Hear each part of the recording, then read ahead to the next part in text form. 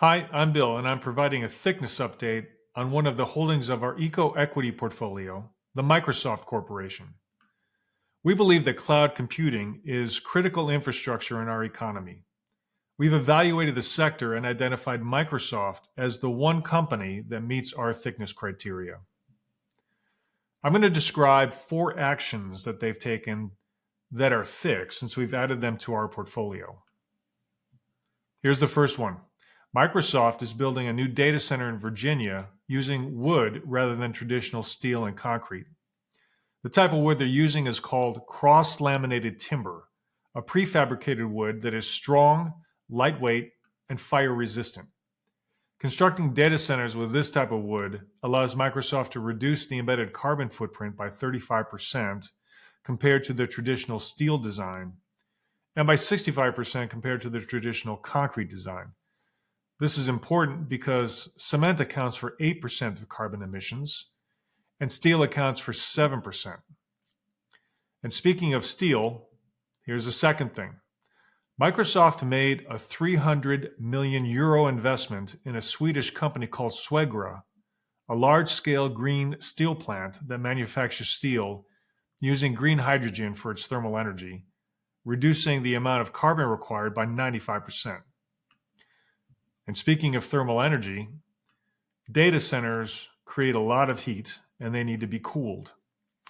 Microsoft is building a data center region in southern Finland in which it will capture the heat that it generates and send it to a district energy system to provide heat to two of the larger cities in Finland.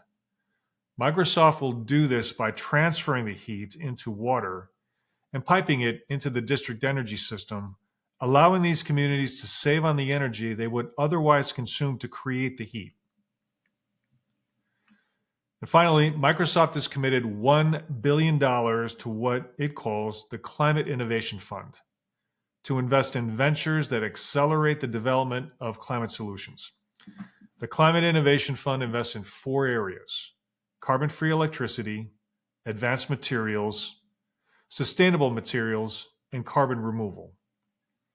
At this point, Microsoft has invested $760 million through this fund. So how do these efforts lead to results? This slide shows the absolute emissions for the three largest cloud companies from 2014 to 2023.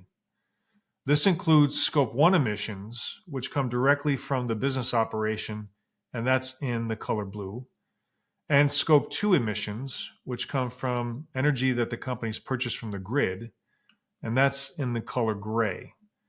The chart at the top is Microsoft, the chart in the middle is Google, and the chart at the bottom is Amazon. Now, AI consumes a lot of energy.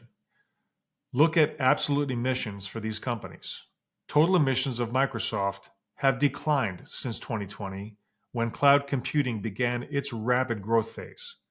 Compare that to Google, whose emissions have increased significantly due to energy they purchase indirectly, and Amazon, which shows a declining rate of increase in emissions because emissions in their business come mostly from their core delivery business.